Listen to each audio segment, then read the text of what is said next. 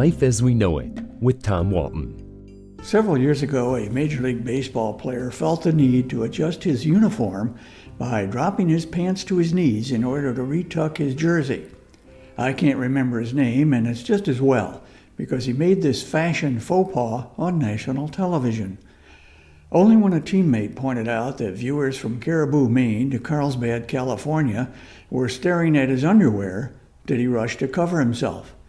The moment was over, but the embarrassment no doubt lingered for quite some time. I'm reminded of that incident now that Major League Baseball is embroiled this spring in another underwear controversy.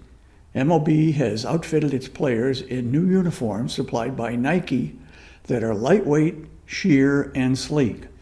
Unfortunately, there's one other thing. You can see right through them. Professional athletes care a great deal about how they look on the field of play. It's one thing to strike out, but it's another thing entirely to do so while looking uncool.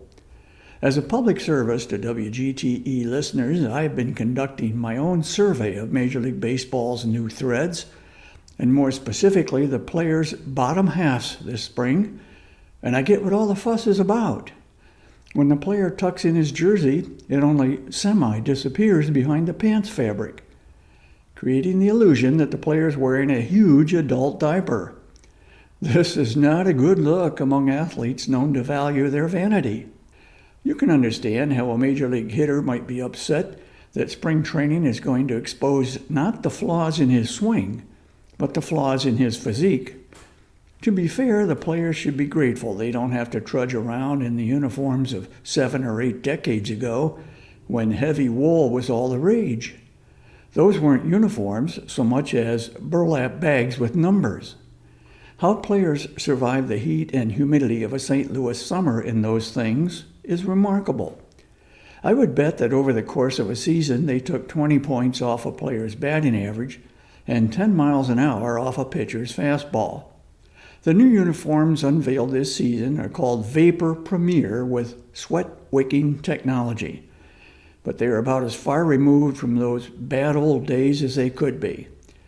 The players, however, are not impressed.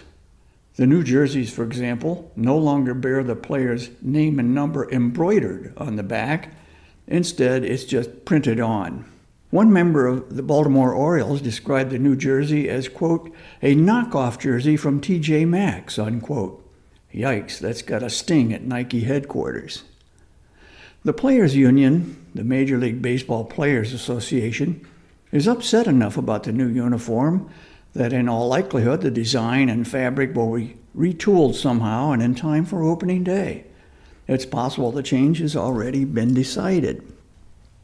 Baseball's rule changes last year, the pitch clock, the bigger bases, the base runner at second base to start extra innings, have been a success.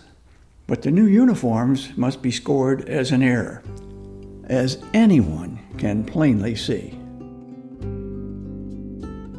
Life as We Know It is written and hosted by Tom Walton and is a production of WGTE Public Media.